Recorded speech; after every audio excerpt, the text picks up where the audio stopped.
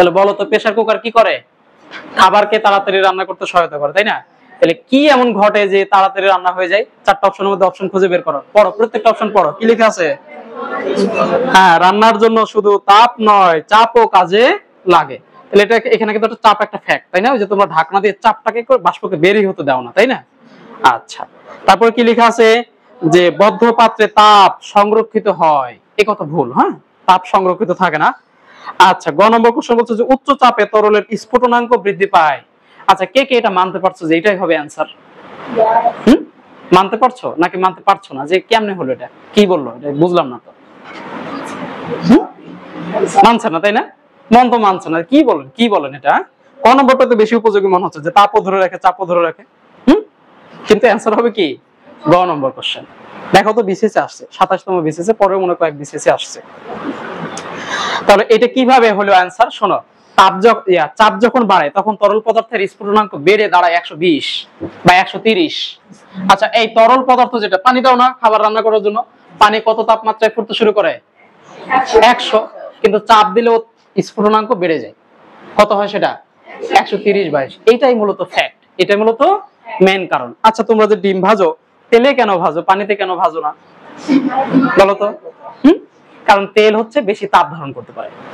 ওকে, মানে ও হচ্ছে অনেক বেশি তাপ নিতে পারে, এবং ওর তাপমাত্রা যখন ওটা ফুটতে শুরু করে, তেল যখন ফুটতে শুরু করে, তখন দেখবা যে ওর টেম্পারেচার প্রায় 150। হ্যাঁ, তাহলে 150-র মধ্যে যখন তুমি একটা ডিম দিয়ে দিচ্ছ, তখন সেটা ডিমটাকে ফ্রাই করতে পারছে। কিন্তু পানিতে 100তেই ফুটে যাবে, ঠিক আছে না? ও আর ডিমকে কি করতে পারবে না বলতো? ফ্রাই করতে পারবে না।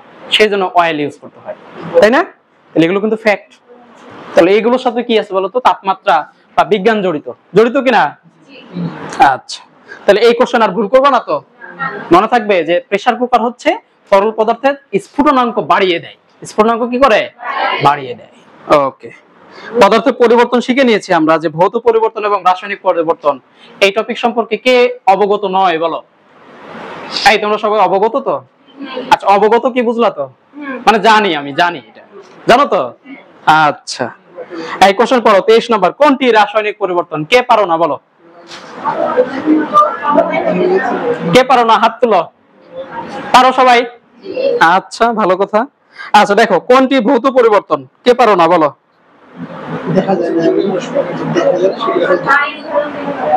ওইটাই না? আচ্ছা, 25 নম্বর পড়ো, যে তাপমাত্রার সাথে অবস্থার পরিবর্তন হলেও নিচের কোনটি পরিবর্তিত হয়? আচ্ছা, এই কোশ্চেনটা কে বুঝো নাই বলো? হয় না তাই বলেছে। আচ্ছা, তাহলে বুঝলে কিনা বলো? কে বুঝো নাই? বুঝো নাই?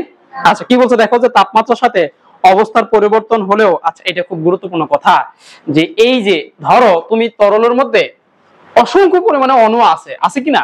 গণনা করে তো শেষ করা যাবে না, কিন্তু আমরা ধরে নেই যে এর মধ্যে 10টা অণু ছিল। কয়টা ছিল? 10টা অণু ছিল। এটাকে তুমি তাপ দিলা, তাপ দিয়ে তরলে পরিণত করলা। আচ্ছা, এর সাথে কি একটা যোগ হয়ে 11টা হয়ে যাবে? 11টা কিন্তু হবে না, ওর মধ্যে 10টাই থাকবে, কিন্তু একটু দূরে দূরে অবস্থান করবে, একটু দূরে দূরে অবস্থান করবে। এখানে 10টা অণু খুব কাছাকাছি লেগেছিল, পুরো গায়ের সাথে গা ভিড়িয়ে লেগেছিল, ঠিক আছে না? সেই কারণে ওর ভিতরে আকর্ষণ শক্তি অনেক বেশি ছিল, ফলশ্রুতিতে সে অনেক শক্ত, তাই না? পৃথিবীতে সব থেকে শক্ত বস্তু কি বলতো? ইউরেনিয়াম। আরো মনে হয় তত্ত্ব আছে, কিন্তু ইউরেনিয়াম অনেক বেশি শক্ত। কি কাজে ব্যবহৃত জানো তো? হ্যাঁ, আমাদের একটা পারমাণবিক চুল্লি তৈরি করছে না? হ্যাঁ, পারমাণবিক বোমা তৈরি করতে ব্যবহৃত হয়। ভালো না খারাপ? খারাপ, তাই না? মানুষ ধ্বংসের কাজে ভালো কাজের জন্য আবিষ্কার করছে, কিন্তু মানুষ করছে কি, এটাকে ডাইভার্ট করে ধ্বংসের দিকে নিয়ে গেছে। মানুষ হচ্ছে সবকিছুর সমস্যার মূল, ঠিক আছে? মানুষই তৈরি করে, আবার মানুষই নষ্ট করে। আচ্ছা, তাহলে এইটা বলতেছে যে যদি তুমি রাসায়নিক পরিবর্তন ঘটাও, তাহলে অণুর তৈরিও হয় না, অণু নষ্টও হয় না। তাহলে কি হবে এখানে? অণু। এই বুঝছো কিনা বলো? আচ্ছা, তাহলে তাপমাত্রার সাথে অবস্থার পরিবর্তন হলেও নিচের কোনটা পরিবর্তন হয় না? অণুর গঠন পরিবর্তিত হয় না। দেখো, প্রাইমারিতে আসা কোশ্চেন, যে কোনটি রাসায়নিক পরিবর্তন নয়? রাসায়নিক পরিবর্তন নয়। তাহলে রোহায় মরিচা ধরা, এটা যে রাসায়নিক পরিবর্তন, আমি তোমাদেরকে শিখালাম এবং তোমরা জানো। আচ্ছা, হাইড্রোজেন এবং অক্সিজেন পানি তৈরি করা। পানিকে যদি, পানির সংকেত কি? H2O। কে জানো না? সবাই তো জানো, জানো না? এইটা, তাহলে দেখো এইটার মধ্যে কি আছে? একটা হাইড্রোজেন আছে, আর এটার মধ্যে কি আছে? একটা অক্সিজেন আছে, ঠিক আছে? তাহলে এই যে অক্সিজেন এবং হাইড্রোজেনের সমন্বয়ে যে পানি তৈরি হয়, সেটা তো তোমরা জানো। তাহলে এটা রাসায়নিক পরিবর্তন। পানিকে কি ভাঙা যাবে? যাবে, কিন্তু এই পদ্ধতিতে আর ভাঙা যাবে না, এটাকে কখনোই আর আলাদা করা যাবে না। তারপর কোশ্চেন দেখুন, যে নিচের কোনটি রাসায়নিক পরিবর্তন নয়? বলো তো রাসায়নিক পরিবর্তন নয় কোনটা? দুধকে ছানায় পরিণত করা রাসায়নিক পরিবর্তন, তাই না? লোহায় মরিচা ধরা রাসায়নিক পরিবর্তন। দেশলাইয়ের কাঠি জ্বালানো পুড়েই তো গেল, তাই না? তাহলে খ নম্বর অ্যান্সার। হ্যাঁ, লোহাকে আচ্ছা, লোহা যে চুম্বকে পরিণত হয় এটা কে কে মানো মানো না? মানছো? আচ্ছা, কিভাবে হয়? তুমি যদি চুম্বকের সাথে লোহাকে ঘষো তাহলে দেখবে যে ওই লোহা অন্য একটা পদার্থ লোহাকে আকর্ষণ করতে পারে। তাহলে এখানে আবার তিনটা শব্দ আছে, একটা নাম হচ্ছে ফেরোচুম্বকীয় পদার্থ, একটা নাম হচ্ছে ডায়াচুম্বকীয় পদার্থ, আর একটা হচ্ছে প্যারাচুম্বকীয় পদার্থ। কে বললে প্যারাচুম্বকীয় পদার্থ? ভেরি গুড, হ্যাঁ এই তো। ওকে, তাহলে বুঝলে তো নাকি? তাহলে যে সকল পদার্থগুলো চুম্বক ক্ষেত্র দ্বারা প্রবলভাবে আকর্ষিত হয় তাদেরকে বলে ফেরোচুম্বকীয় পদার্থ। কে জানতেন আর কে জানতে বলো তো? আচ্ছা, সংজ্ঞা লিখে নাও, খাতা বের করো, খাতা আছে না? খাতায় লিখো, প্রথম শব্দ লিখো হচ্ছে ফেরোচুম্বকীয় পদার্থ। বাংলায় তো লিখতে পারবা, পারবা না? আমি লিখলাম না, উঠাও। ফেরোচুম্বকীয় পদার্থ লিখো, যে সকল পদার্থ চুম্বক ক্ষেত্র দ্বারা প্রবলভাবে আকর্ষিত হয়। যে সকল পদার্থ, এত ডিলিডালি করলে হবে, দ্রুত লিখতে হবে। যে সকল পদার্থ চুম্বক ক্ষেত্র দ্বারা প্রবলভাবে আকর্ষিত হয় তাদেরকে ফেরোচুম্বকীয় পদার্থ বলে। যে সকল পদার্থ চুম্বক ক্ষেত্র দ্বারা প্রবলভাবে, যে সকল পদার্থ চুম্বক ক্ষেত্র দ্বারা প্রবলভাবে আকর্ষিত হয়, এই ধরতে পারোনি? যে সকল পদার্থ চুম্বক ক্ষেত্র দ্বারা প্রবলভাবে আকর্ষিত হয় তাদেরকে ফেরোচুম্বকীয় পদার্থ বলে। উদাহরণ লিখো, লিখো আয়রন, Fe, পারোনি? আয়রন Fe, তারপরে কি নিকেল, তারপরে কি কোবাল্ট, ফেরোচুম্বকীয় পদার্থ। হ্যাঁ, ফেরো।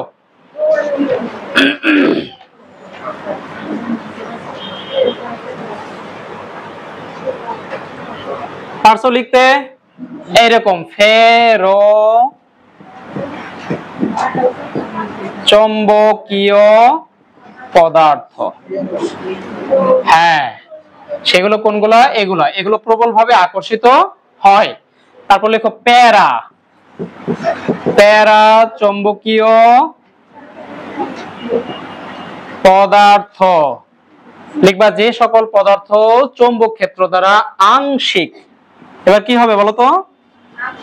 আংশিক, আংশিক, হ্যাঁ আংশিক আকর্ষিত হয়।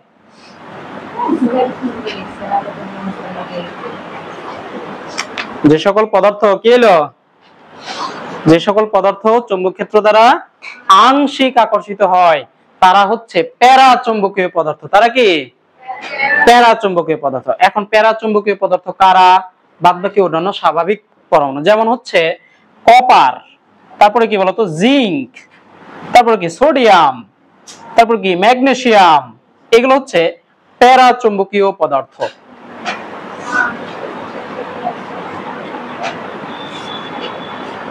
ওকে, অবশ্যই এগুলো আয়নিত অবস্থাতে কি হয়? আকর্ষিত হয় একক ইলেকট্রন থাকার কারণে। ম্যাগনেসিয়াম হবে না, এখানে ম্যাগনেসিয়াম মনে হয় বলে দিলাম, বুঝছো? তারপর আরেকটা শব্দ লিখুন, সেটা হচ্ছে ডায়াচুম্বকীয় পদার্থ। কি চুম্বকীয়? ডায়াচুম্বকীয় পদার্থ।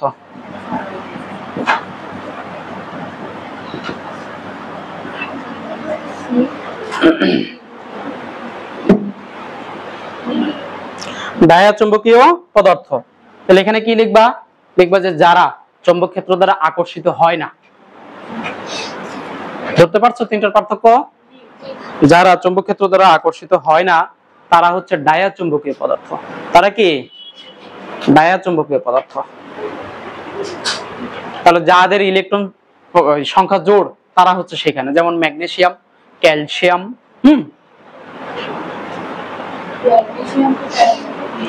ওটা কেটে দিয়েছি, দেখো জোড় হবে, জোড় গুলো না, বেজোড় গুলো হচ্ছে প্যারাচুম্বকীয়, জোড় গুলো হচ্ছে ডায়াচুম্বকীয়।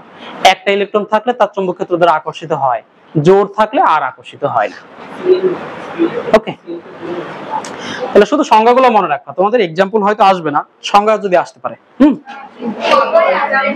সংজ্ঞায় আসবে না, মৌলই আসবে, তাহলে তো ভালো করে জানতে হবে।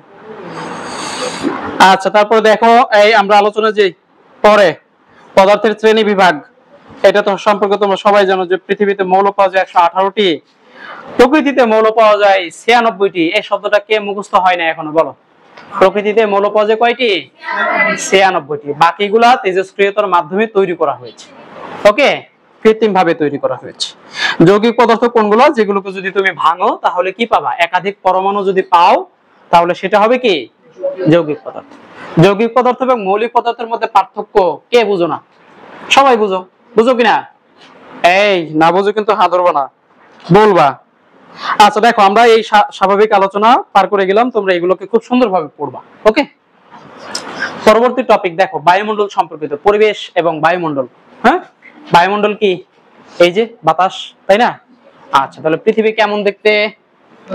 গোলাকৃতির। পৃথিবী কেমন দেখতে? গোলাকৃতির।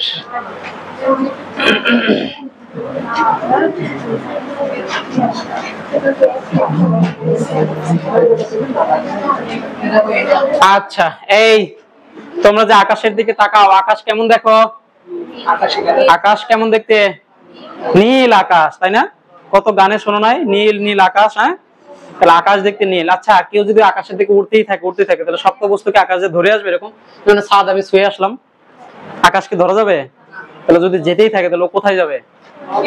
মহাকাশে চলে যাবে, তাই না? স্পেসে চলে যাবে। ওকে, নীল কিছু দেখতে পাবে? পাবে না। তাহলে পৃথিবী থেকে নীল যেটা দেখা যায় সেটা কি? সেটা হচ্ছে ওজোন গ্যাস। কি গ্যাস? Ozone gas.